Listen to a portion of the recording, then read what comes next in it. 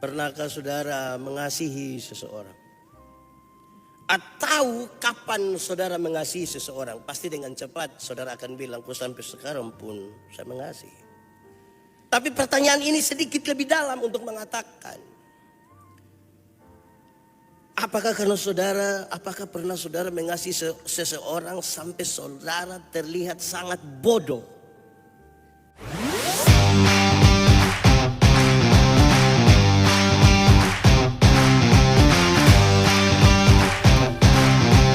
Ibu, saudara-saudara, kita siap hati kita untuk pemberitaan firman Tuhan. Mari kita berdoa. Ya Tuhan Allah, kami mohon kepadamu, kuatkanlah dan teguhkanlah iman kami. Di saat ini kami akan belajar dari firman Tuhan. Tolong kami Tuhan, supaya kami membaca dengan baik, merenungkan dengan baik, dan lebih dari itu oleh kekuatan Roh Kudus kami dimampukan menjadi pelaku-pelaku firman. Tuhan, jauhkan semua pencobaan, baik di dalam kami, baik di sekitar kami, supaya di dalam damai-Mu kami belajar firman Tuhan. Kami rindu pada firman-Mu. Berfirmanlah bagi kami Tuhan. Di dalam nama Yesus, firman yang hidup itu kami berdoa. Amin.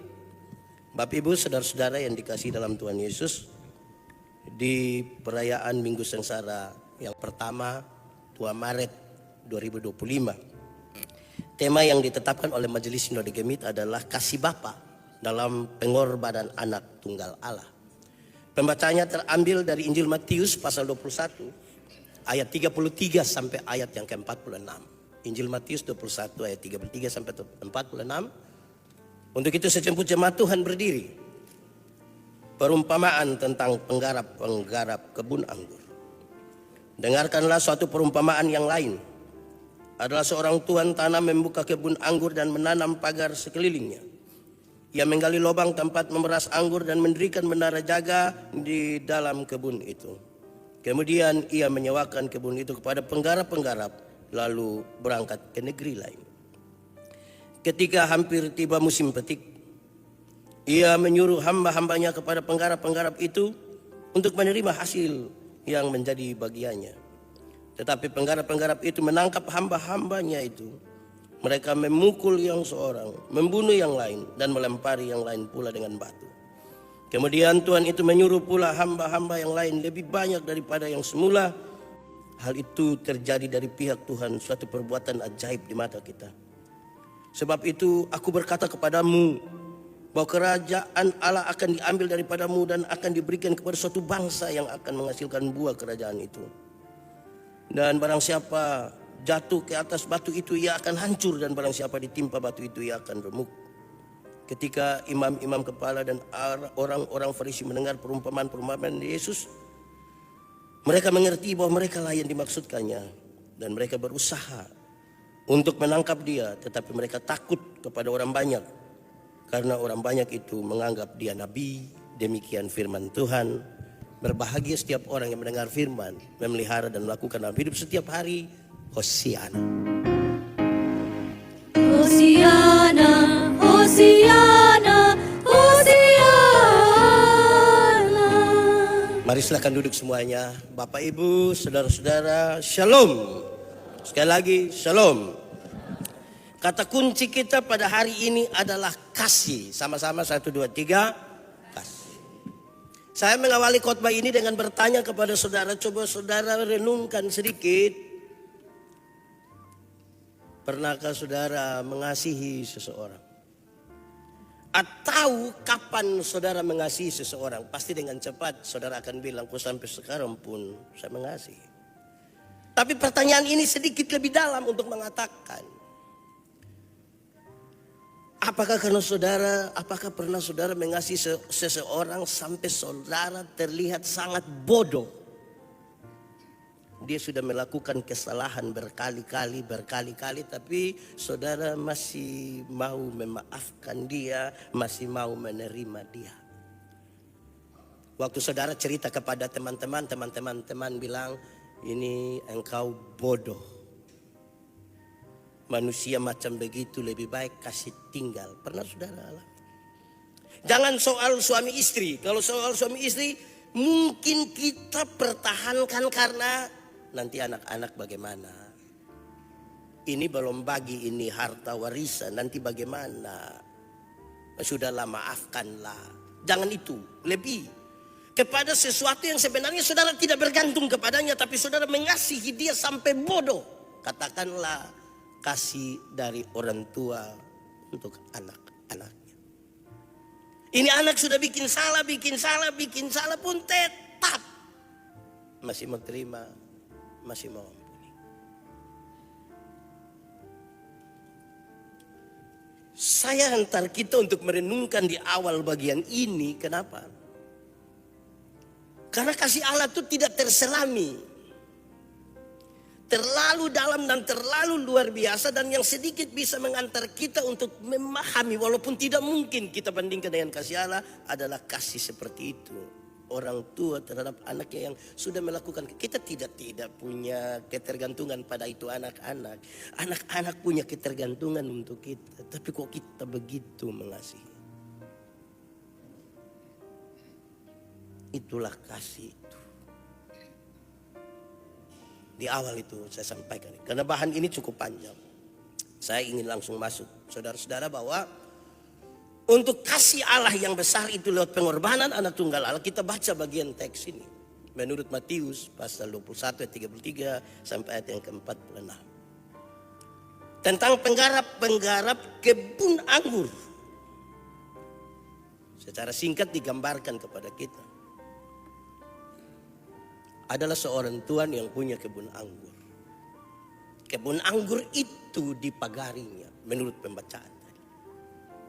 Kebun anggur pada waktu dulu itu kebun anggur itu dipagar pakai duri atau tanaman-tanaman berduri. Untuk menjaga supaya babi hutan jangan masuk. Binatang-binatang jangan masuk. Tetapi juga jaga supaya jangan ada manusia yang masuk pencuri di dalam. Karena ini anggur ini bagus, istimewa, dan bisa menghasilkan.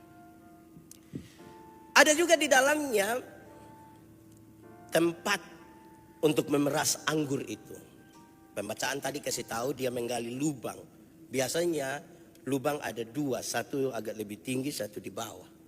Dihubungkan dengan satu saluran kecil supaya yang diperas di sini dialirkan ke yang kecil atau yang agak di bawah. Disitulah disaring dan anggur ada di situ. Kadang-kadang tidak gali, mereka kasih naik batu bata sedikit.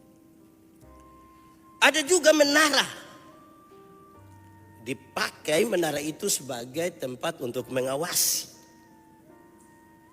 Lengkaplah semua yang ada di dalam kebun anggur itu. Mulai dari tanamannya, anggur itu, pagar untuk mengamankan, dan menara pengawas. Saudara-saudara, lalu pembacaan itu dilanjutkan. Tuan ini menyewakan itu kepada pekerja-pekerja. Itu sangat logis dalam masyarakat waktu itu. Karena para tuan pemilik-pemilik kebun anggur, oleh karena daerah itu miskin, mereka jarang tinggal di tempat itu. Mereka pergi ke tempat lain, pergi ke kota lain. Nanti tepat waktu musim panen tiba, baru mereka datang untuk ambil hasil. Kesepakatan pembayaran sesuai dengan apa yang mereka mau. Kadang pakai uang hasil jual, kadang dengan buah anggur dan seterusnya. Itu hal yang. Lalu pembacaan ini menarik karena kemudian setelah musim panen itu tiba, Tuhan ini mengutus utusan-utusannya. Utusan-utusan itu dipukul, dibunuh, dilempar. Bukan satu kali, 2 kali mengirim utusan. Dan utusan-utusan itu mengalami nasib yang sama. Setelah utusan-utusan itu tidak membawa hasil apa-apa karena dibunuh mati, dilempar, ditolak, maka Tuan kebun ini berpikir lebih baik saya kirim saya punya anak. Kalau saya punya anak yang pergi itu sama dengan saya pergi, pasti mereka segan. Tapi rupa-rupanya ada cara berpikir yang berbeda dari penggarap-penggarap anggur itu. Mereka sepakat Kalau ini yang datang ini adalah anaknya, apalagi anak tunggalnya, ini kan putra mahkota toh, nanti dia yang dapat. Sama saja. Kalau begitu lebih baik kita bunuh dia. Mereka menangkap dia, melemparkan dia keluar kebun itu dan membunuhnya. Lalu Tuhan Yesus bertanya, kira-kira kalau Tuhan ini datang, bagaimana keadaan dari pekerja anggur itu? Mereka menjawab, pasti ini orang-orang pekerja itu dibinasakan. Ya, kira-kira kisah kronologisnya begitu. Saudara-saudara, mari kita renungkan saudara-saudara, apa makna dari simbol yang diceritakan dalam kisah itu. Beberapa simbol ini penting untuk kita tahu di awal. Walaupun dalam pembacaan itu sebenarnya sudah disebutkan, tapi saya ingin menjelaskan lebih detail sedikit. Pemilik kebun anggur itu adalah Tuhan. Tuhan Allah adalah pemilik dari kebun anggur itu. Tuhan itu adalah Tuhan Allah. Dua, kebun anggur itu adalah bangsa Israel, umat yang dipilih. Kebun anggur itu adalah umat yang dipilih. Bahkan diberi perlakuan khusus, dipagar, dijaga, diawasi. Kalau kita belajar dari Yesaya pasal 5 ayat 7, di situ disebutkan Israel adalah kebun anggur Tuhan. Penggarap-penggarapnya siapa? 3. Siapa penggarap-penggarapnya? Apa itu penggarap-penggarap? Penggarap-penggarap adalah para pemimpin agama Yahudi. Para pemimpin agama ini yang menerima tanggung jawab dari Tuhan untuk membawa kesejahteraan, untuk membawa dampak positif bagi umat Israel waktu itu. Karena dia umat pilihan. Diberi kepercayaan kepada para pemimpin-pemimpin ini, terutama pemimpin agama, untuk membawa kesejahteraan bagi umat pilihan. Para utusan itu siapa? Sama-sama kita tahu para utusan itu berturut-turut adalah para nabi yang diutus oleh Tuhan Allah. Utusan yang datang gelombang pertama, utusan yang datang gelombang kedua adalah nabi-nabi yang Tuhan utus. Tapi bagaimana keadaan para nabi itu? Mereka ditolak, mereka dibunuh, dan mereka tidak dianggap.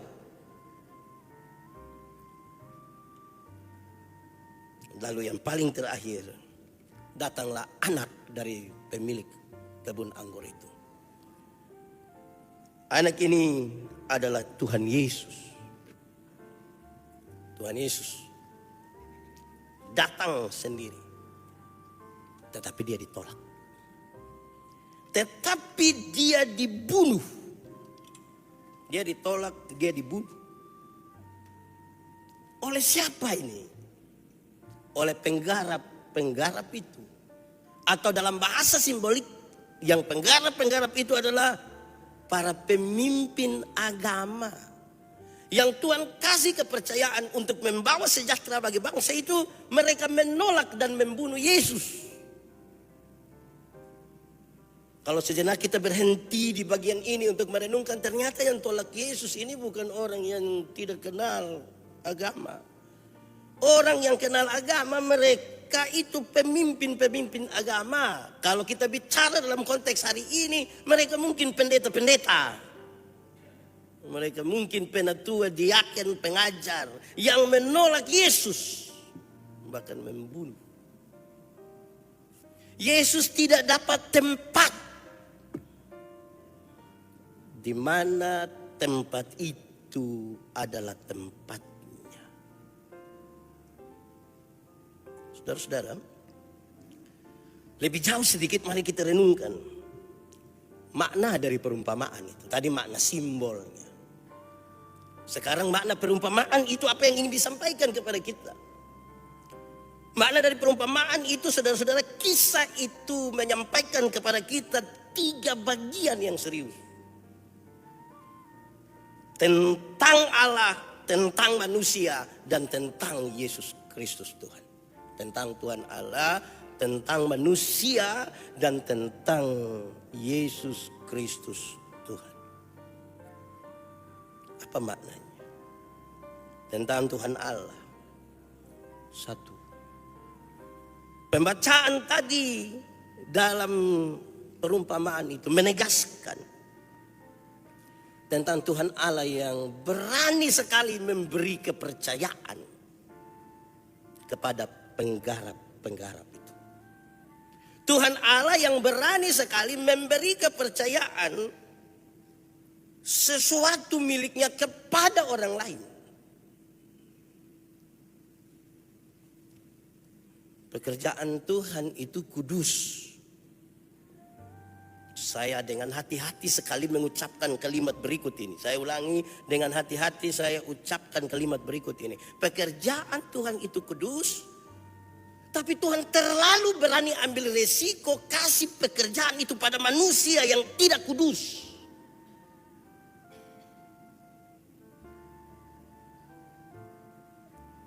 Manusia yang penuh dengan kepalsuan itu Tuhan kasih, ini kebun anggur untuk engkau layani, untuk engkau kerjakan. Tuhan terlalu berani. Tuhan terlalu berani memberi kepercayaan kepada manusia. Mestinya bagi manusia yang menerima kepercayaan itu, ini sebuah kebanggaan. Ini sebuah kehormatan Allah yang luar biasa, yang kudus, memberi kepercayaan pelayanan itu kepada manusia. Hormat. Mantap toh? Tuhan itu terlalu luar biasa kasih kepercayaan ke kita. Mestinya gubernur kasih pekerjaan, segitu senang. Tadi malam saya orang menyanyi sampai 1:30. Saya di samping tidak tidur itu. Tapi saya bikin khotbah. Nah, saya bayangkan mestinya orang punya kebanggaan. Bayangkan kalau saya ketemu beberapa orang. Kawan, kemana? Acara gubernur. Kemana? Acara. Wih, pung inti lah. Bagus itu. Itu baru di acara gubernur, wali kota. Ini Tuhan punya acara ini. Tapi ya itu Allah terlalu luar biasa memberi kepercayaan. Kita manusia ini mau kasih kepercayaan di orang itu kita bilang sabar kau lihat dulu. Biasa ini aci-aci dong, baba-baba dong ini kalau mau tes orang itu dong sengaja kasih 1/2 di saku celana yang kotor. Kalau dia cuci kau dapat 2 dia kasih, oh ini orang bisa dipercaya. Anak so eko, ada tanya begitu. Mantap. Tuhan kasih kepercayaan. Nah, hari ini juga kita akan berhadapan pengawas, anggota Badan Pengawas Yayasan Misi Agape Kupang periode 2025-2029, pengurus pemuda periode 2025-26 dan pengurus remaja 2025-2026. Ini yang baju putih, celana rok hitam dong, ini pekerjaan Tuhan yang kudus itu diberi kepercayaan kepada kamu, kepada saya ini, kepada kita yang duduk-duduk di sini, dan kepada kita semua. Tuhan kasih kepercayaan itu sebuah kebanggaan mestinya. Sebuah kebanggaan. Tak usah dianggap beban Yang remaja yang masih takut berdoa di muka jangan bilang, beta terima ma beta tulis saya, jangan itu, stop kamu. Kebanggaan. Kedua, kisah tadi menceritakan tentang Tuhan Allah yang mengutus utusan-utusan. Tuhan mengutus, memberi kepercayaan, tapi kemudian dia mengutus orang lain untuk datang. Mereka diutus. Itu berarti saudara-saudara, tugas pengutusan itu dilakukan oleh Tuhan. Kepada para utusan-utusan itu pasti dia menyampaikan sesuatu. Pergilah kepada mereka dan 1, 2, 3, 4, 5, 6. Saudara-saudara, dalam tradisi bergereja kita bagian ini dipakai. Untuk pendeta, penatua, diaken, perhadapan dilakukan oleh gereja. Tuhan kepala gereja mengutus saudara-saudara pergi. Tuhan kepala gereja bukan kepala sekolah. Ya, dia utus. Jadi bukan ketua yayasan misi agape yang utus. Tuhan utus untuk melayani. Nanti minggu depan saudara ikut lagi pengutusan saya dari sini. Di mana lagi begitu. Itu Tuhan utus. Tugas kita pergi. Karena Tuhan mengutus.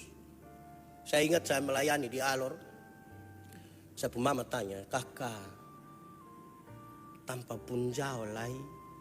Saya tanya mama, jauh dari? Saya tanya itu, jauh dari? Orang tua langsung, dia orang tua omong sudah dengar. Kita dengar, makanya kita tanya. Jauh dari siapa yang kita maksud? Terus tanya, tanpa baik kok. Iya mama, beta hidup hingga hari ini berat badan bertambah. Itu berarti baik. Ya.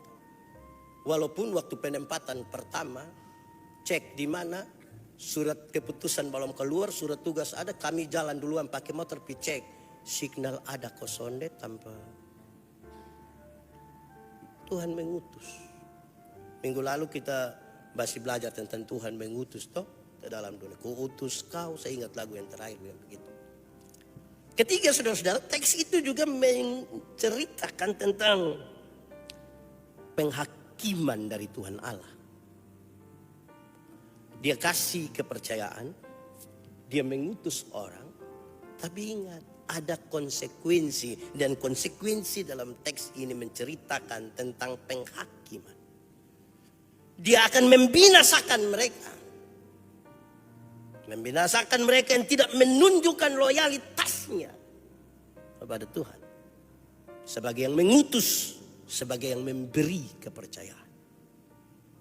Ini bagian yang datang dari Tuhan dan bukan oleh manusia. Ini cerita yang dimaksudkan menceritakan tentang Tuhan yang punya tiga hal itu. Memberi kepercayaan, mengutus, dan menghakimi.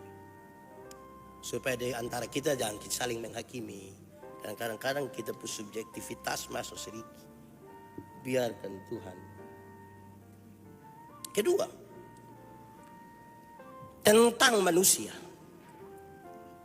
Pembacaan tadi saudara-saudara mengantar kita juga untuk memahami tentang manusia yang menerima hak istimewa.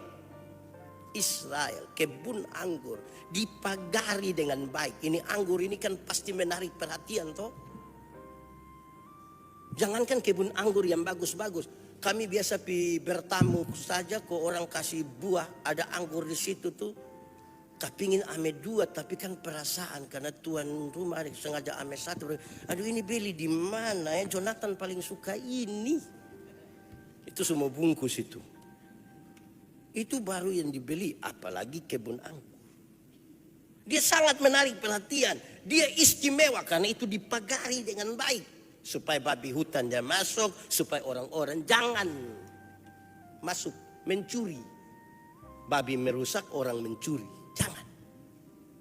Jadi manusia saudara-saudara telah mendapatkan hak istimewa itu.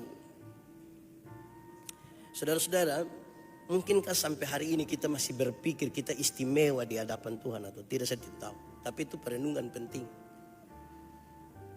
Lagu tentang istimewa itu tinggal di anak sekolah minggu. Anak sekolah minggu ada lagu apa yang aku istimewa? Kenapa? Aku istimewa. Pakai tunjuk begini, 2 jempol lagi. Anak sekolah minggu istimewa. Saya tidak tahu yang remaja masih istimewa. Kok pemuda istimewa? Tidak. Lansia istimewa, kaum bapak istimewa, kaum ibu istimewa. Kok tidak? Siapa bilang? Jangan lanjut. Saya tidak bisa. Kita istimewa sama-sama 1, 2, 3. Boleh kasih tahu kawan di sebelah 1, 2, 3. Kita istimewa. Memang ada penyakit, penderitaan, tapi kita istimewa. Memang kita suami begitu, tapi dia istimewa. Memang itu anak pemuka itu tidak sama ganteng dengan kita waktu kita SMP dulu. Tapi dia istimewa juga. Begitu. Tidak usah banding satu deh, satu deh. So dia jangan. Istimewa. Manusia ini istimewa di hadapan Tuhan. Tolong jaga. Ini yang pengawas, yang pemuda, yang remaja. Kita istimewa. Tuhan kasih. Kita percaya ini. Karena kita istimewa. Tumbuhkan perasaan itu. Tumbuhkan pengalaman istimewa itu. Kedua, manusia. Perumpamaan tadi juga mengisahkan tentang manusia yang diberikan kebebasan. Dalam keistimewaan itu manusia diberikan kebebasan. Berkali-kali saya mengatakan, waktu Tuhan cipta habis ini alam semesta, dia kasih tahu Adam, ini dunia ini kuberikan kepadamu. Atau ini tidak boleh, yang ini boleh, bebas sudah di situ. Waktu Hawa mau petik itu buah, Tuhan Allah tahu, tapi dia tidak pukul apapun tangan. Kepada kita diberi kebebasan. Saudara bebas, diperadabkan habis bebas. Nanti apa kok bekerja di gereja ini kan ini pelayanan bidang sosial. Siapa mau paksa siapa? Nah itu. Ini seperti anak-anak yang remaja pemuda. Ada yang datang bawa motor sendiri? Ada? Motor itu walaupun belum lunas. Tapi waktu orang tua beli kasih itu kan ban dua-dua atau mungkin siapa yang bilang kita beli kredit nah dong kasih satu. Dong kasih tetap motor utuh toh, ada setir, ada ban, ada rem, ada apa lagi? Ada kanal pot, spion, speedometer, semua ada. Terus kita bebas. Mau gas 120 silahkan.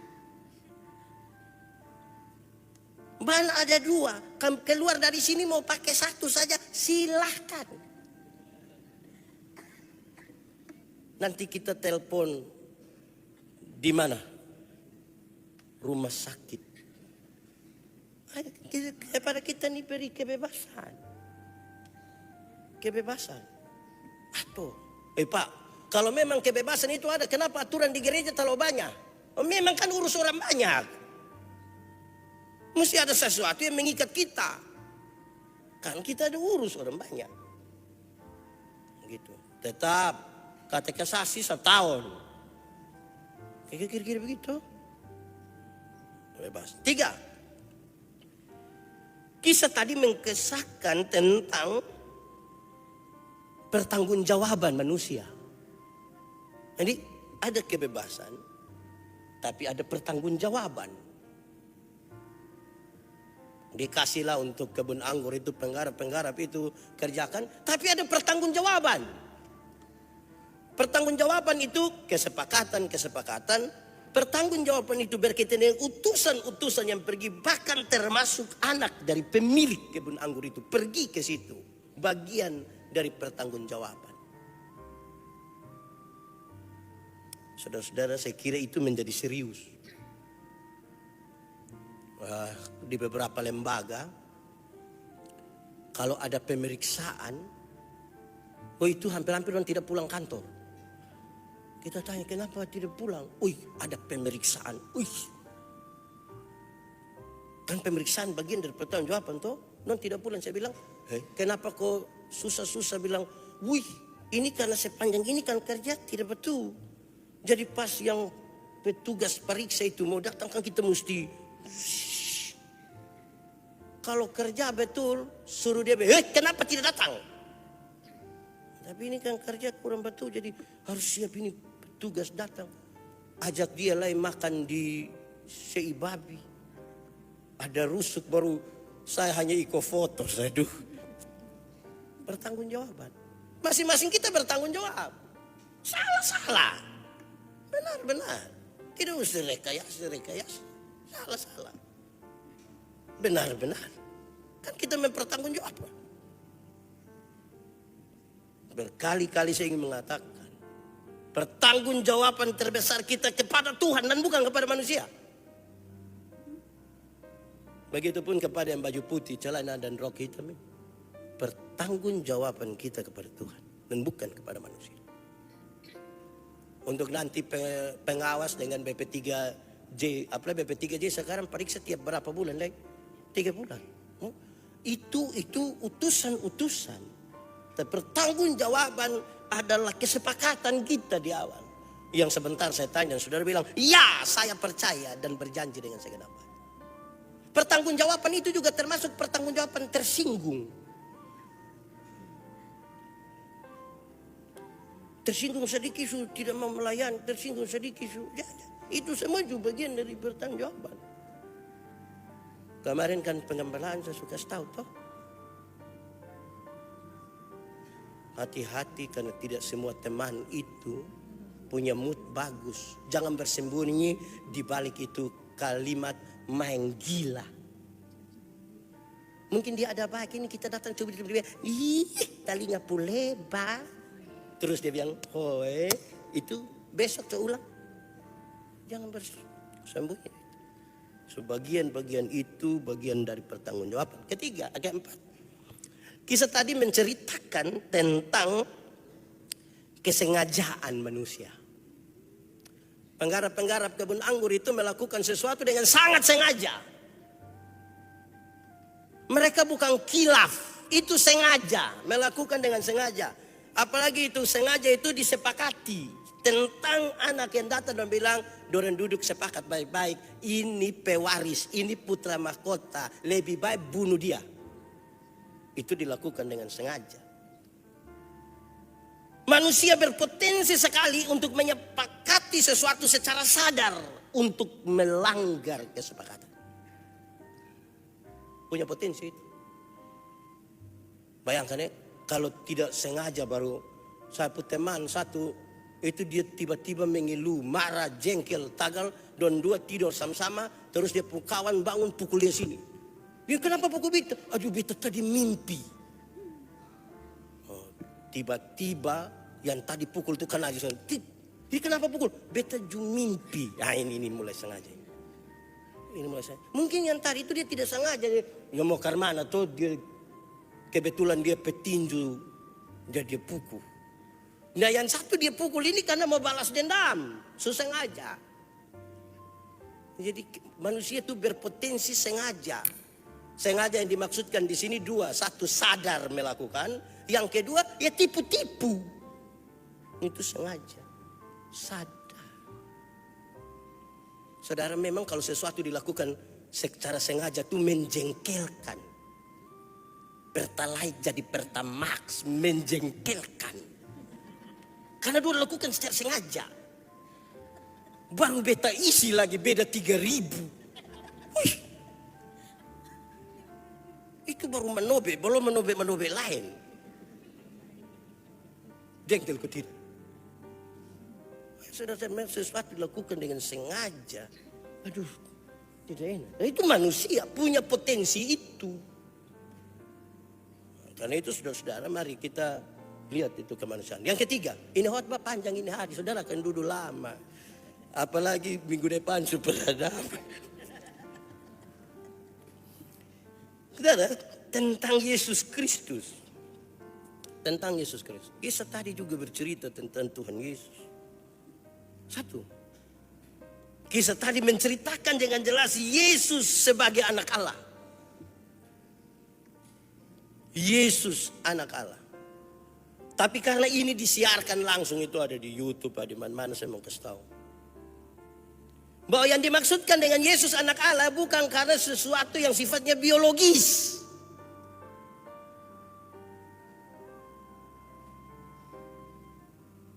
Kadang-kadang kita repot dengan orang tanya bilang, kalau dia anak Allah dia pumama di mana?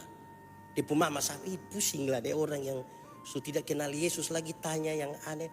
Terus saudara jawab lagi. Ini bukan soal biologis. Dialah anak Allah. Nanti sebentar kita baca, kita juga dengar. Lalu kenapa dia ambil peran itu?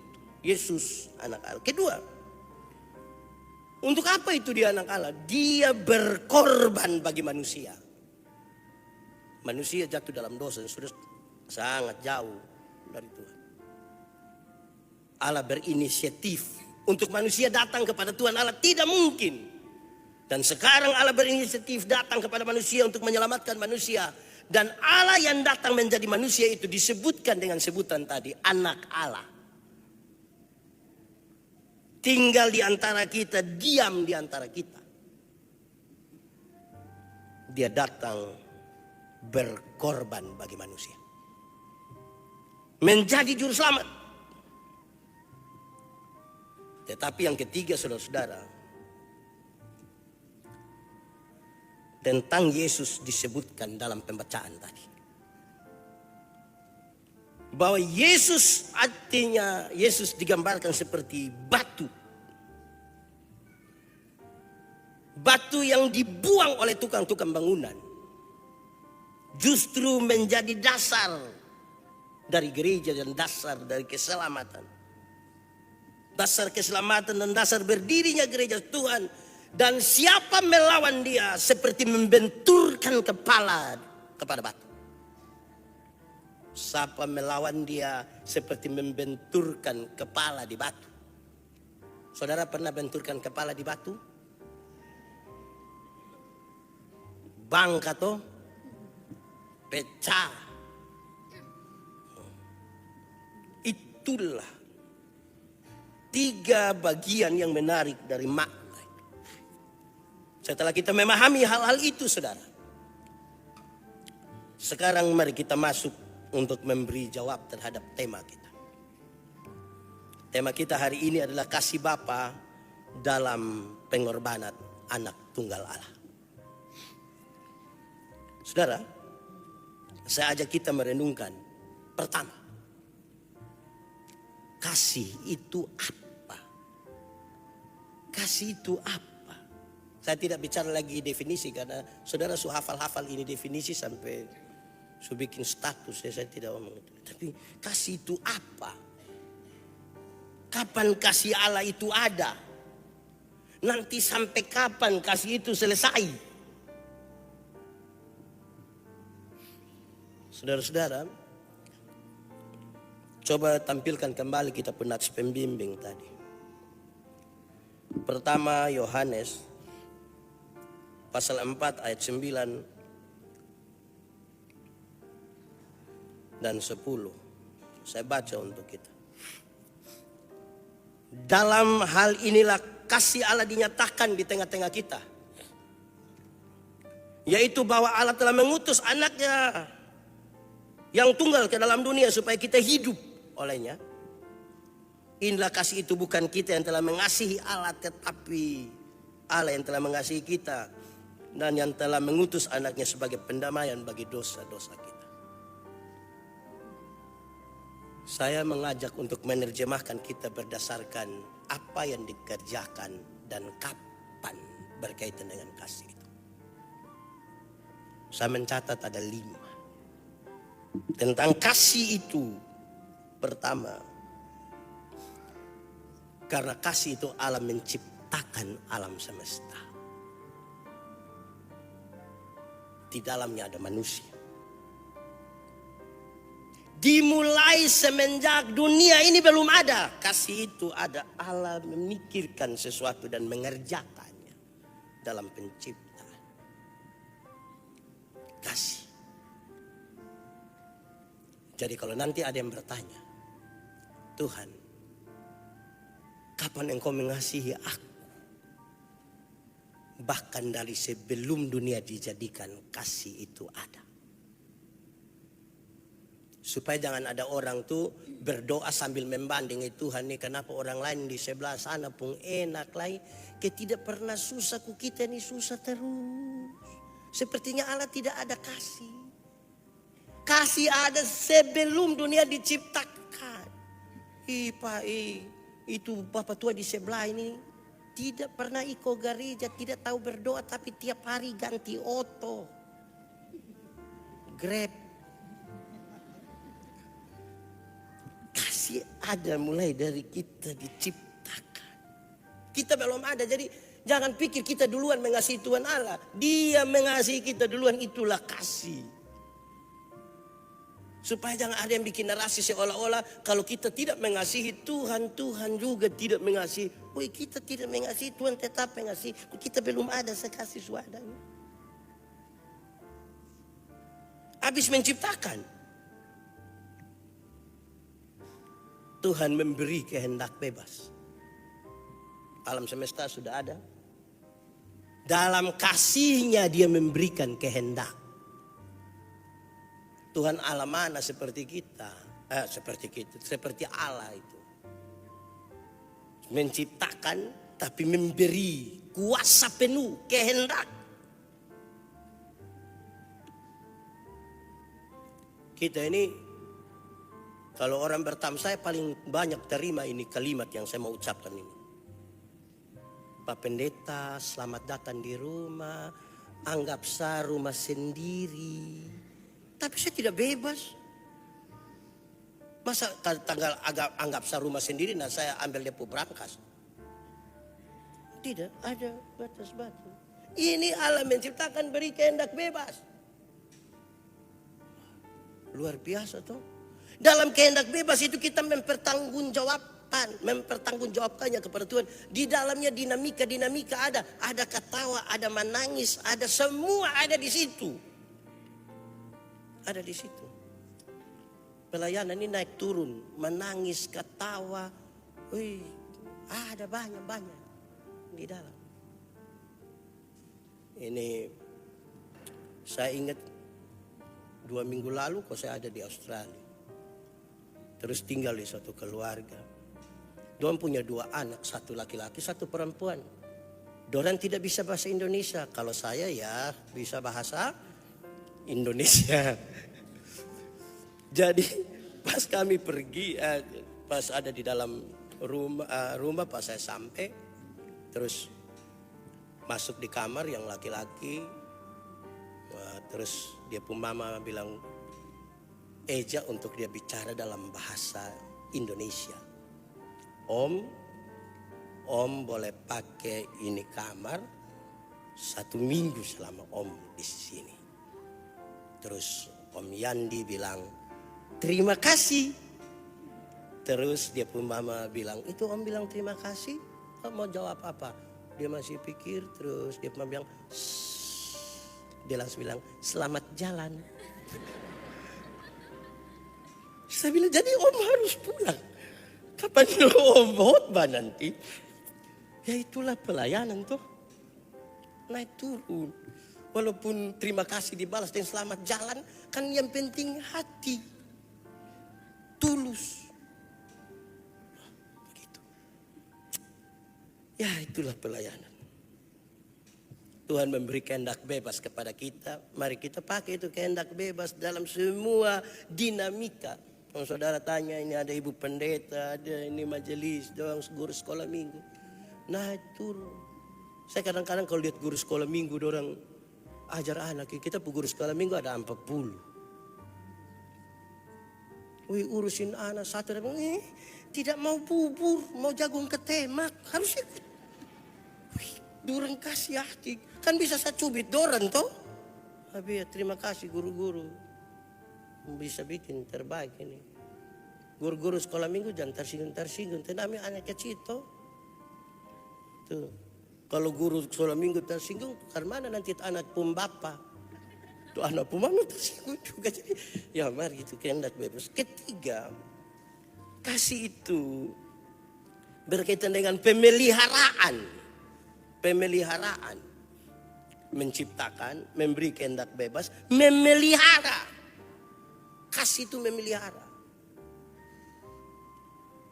Kasih Allah itu menciptakan, memberi kehendak bebas, memelihara kita. Wih, Tuhan pelihara hidup kita. Kalau kita ukur dia dalam pemeliharaan jasmani, kita ini terpelihara dan hidup. Sampai hari ini ada hidup, ada masalah, ada segala macam, tapi terpelihara hingga hari ini.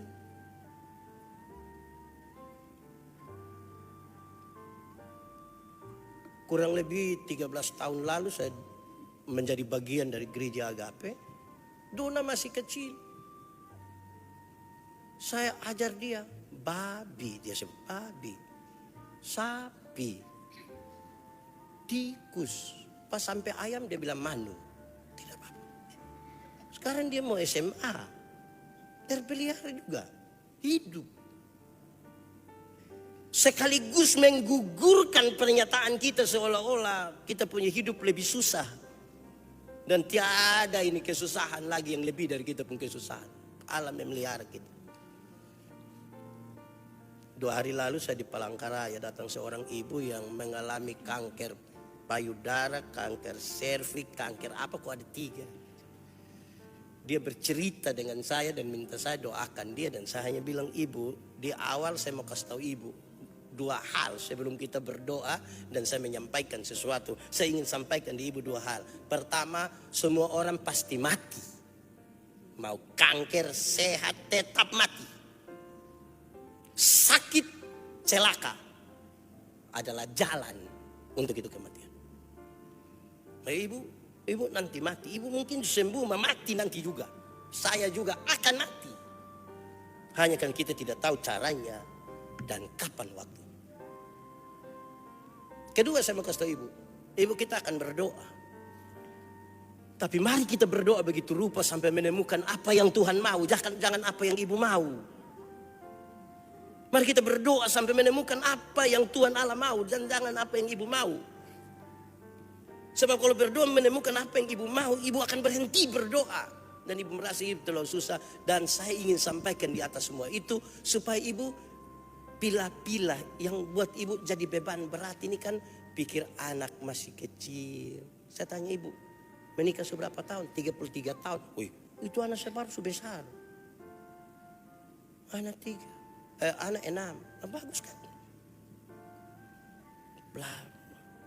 Mata yang tertuju hanya kepada persoalan, tidak pernah melihat kemuliaan Allah yang besar dalam hidup. Saya bilang, ibu, tidak ada sakit hati, tidak ada sakit hati. Yang ada hanya sesuatu yang kita pikir berulang-ulang. Tagal mama mantu pernah maki kita itu yang tiap hari kita pikir, maka setiap kali dia foto kita kayak mau karena kita pikir di situ. Buat kita dia tidak ada sakit hati. Sakit hati itu yang lever kok apa itu yang saki kuning itu. Tapi karena sesuatu yang kita anggap itu negatif, kita pikirkan dia ulang-ulang. Nah, sekarang saya tanya ibu, apa yang ibu pikirkan? Fokus ibu di mana? Pada apa yang orang lain katakan? Pada anak-anak? Waktu nanti ibu sudah mati itu anak-anak dong, nanti dengan sendirinya dia bertumbuh besar. Apalagi fokus pada apa yang orang lain katakan. Juga termasuk pelayanan, tidak usah fokus pada apa yang orang lain katakan. Keempat, inilah kasih itu, yaitu penebusan. Cipta, kehendak bebas, memelihara, tapi menebus. Menebus. Itulah kasih itu. Bulan lalu ketika berkhotbah di sini saya sampaikan, kalau hari ini saudara bertanya kepada Tuhan, Yesus seperti apa yang engkau mengasihi aku? Tuhan Yesus tidak jawab. Dia merentangkan tangannya di kayu salib dan mati bagi saya dan saudara. Itulah kasih. Penebusan. Ganti kita. Dan yang kelima, apa itu kasih? Apa yang dikerjakan? Kapan? Sampai kapan? Yang kelima menyebutkan dengan baik. Kasih itu adalah kehidupan kekal. Oleh karena kasih dia menebus kita, dan oleh karena penebusan itu kita beroleh kehidupan kekal. Saudara lihat 5 urutan. Cipta, kehendak bebas, memelihara, menebus, memberi hidup kekal. Berarti kasih itu dari kekal hingga kekal. Tidak dibatasi oleh ruang dan waktu. Terlalu besar kasih itu. Terlalu ajaib kasih itu. Apa itu kasih? Kapan dan apa yang dikerjakan? Kedua, semua habis. Kedua, kasih Bapa tadi, yang 5, hanya bisa diterima dengan iman. Iman pun Dia yang anugerahkan. Kasih Bapa yang luar biasa tuh hanya bisa diterima dengan iman. Kalau orang tidak beriman, tidak akan menerima itu.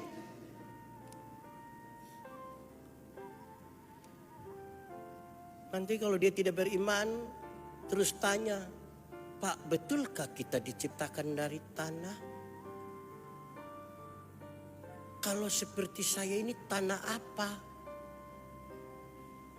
Tanah? Oh, tanah sengketa. Ya, kasih pertanyaan yang betul-betul itu punya dimensi iman toh. Dimensi iman. Dulu kami masih kuliah, ada teman bertanya kepada salah seorang pengajar kami. Dosen, kalau kita percaya-percaya terus kita mati, tidak ada surga, bagaimana? Ini dosen hanya bilang begini, tugasmu percaya, titik. Kalau saudara terlalu ragukan nanti habis tidak ada surga, tidak usah percaya. Jadi ini barang hanya bisa diterima dengan iman. Ini barang tidak bisa diterima kalau tidak ada iman. Mesti pakai iman. Melampaui batas. Berusaha percaya sesuatu yang tidak dilihat.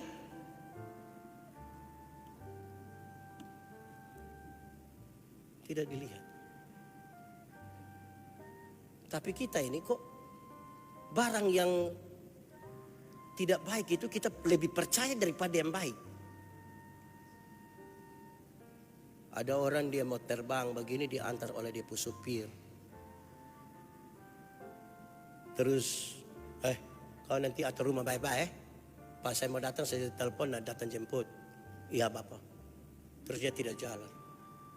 Terus ini orang bilang, kenapa kau tidak jalan? Bapak saya mau ngomong sesuatu. Kenapa? Saya punya perasaan kayak tidak enak. Terus Bapak terus, kau sembarang saja. Ini orang hanya bilang perasaan tidak enak. Kita langsung pikir nanti celaka kah, pesawat jatuh kah. Yang begitu tuh kita pun yakin cepat lagi. Tapi bilang percaya supaya beroleh hidup yang kekal, kita butuh banyak sekali pembuktian. Supaya kita masuk surga. Tapi kalau yang tidak, itu kok kita percaya dengan cepat. Contoh-contoh saya subasi ini saudara. Tangan kanan gatal, foto 3 orang, taruh gunting. Itu dong kita percaya, meyakini semua. Tidak disuruh juga percaya. Ketika bicara tentang hidup kekal ini harus dijelaskan berulang-ulang supaya kita yakin. Kita lebih gampang mana ini sebenarnya. Jadi hal ini hanya bisa diterima dengan iman. Terakhir, ketiga. Saudara-saudara, kasih Allah, kasih Bapa dalam pengorbanan anaknya yang tunggal itu memulihkan relasi. Memulihkan relasi yang rusak oleh karena dosa. Relasi mana yang rusak pendeta? Relasi dengan Tuhan dan relasi dengan sesama. Yang rusak dipulihkan melalui kasih Bapa dalam pengorbanan Yesus. Ipar-ipar doya ada bamara itu belum kasih, belum ada kasih. Mesti kasih hatiku, bye-bye. Siapa yang ada jengkel yang tetangga sebelah, itu dia pun kasih belum pulih. Yang ada bamara dan mama mantu, ya mama mantu ada bakalai anak mantu KBI, menyesal ada anak mantu muka model begini. Itu kasih Tuhan itu belum masuk di dia pun. Karena kasih itu bikin pulih kita dengan Tuhan, pulih kita dengan sesama. Nah, jadi kalau saudara ada jengkel saya, kasih sudah, kasih apa-apa, mengasihi supaya aman kita punya hati. Jangan bawa mati itu rasa jengkel. Jangan bawa mati itu rasa jengkel, kebencian. Kebencian jengkel itu merusak kita bukan merusak dia. Misalnya Pendeta Yandi terlalu benci Agnes Monica. Dia ada pengaruh dengan saya. Dia mau duet dengan saya. Tidak, jadi tidak usah saya marah-marah Agnes Monica. Pikir usah kita puhati. Jadi kita puhati, kasih aman, kasih baik. Jadi majelis Kopal ada marah ko Nelson, bye-bye. Sebentar saya kasih kesempatan pegang tangan, bye-bye. Remaja-remaja yang putih hitam, no, ini ada jengkel kawan di sebelah kan dia terlalu batas ibu, bye-bye. Pulih. Pemuda juga, memang dia ambil kita pumantan, bye-bye. Bye-bye. Cukup toh? Itu jadi kasih Allah itu harus dinyatakan sampai pemulihan relasi. Jangan kita tidak bicara di mana-mana tentang Allah yang penuh kasih itu tidak masuk di kita hati untuk memulihkan relasi. Kita mau marah-marah apapun tidak balik lagi ke masa lalu, kau perbaiki sebuah kesalahan masa lalu. Bukan masalah, pulihkan semua. Tuhan memberkati kita. Mari kita tunduk kepala di hadapan Tuhan. Firman Tuhan berkata, kalau kamu dengar suaranya jangan keraskan hatimu. Minta Roh Kudus lembutkan setiap hati yang keras.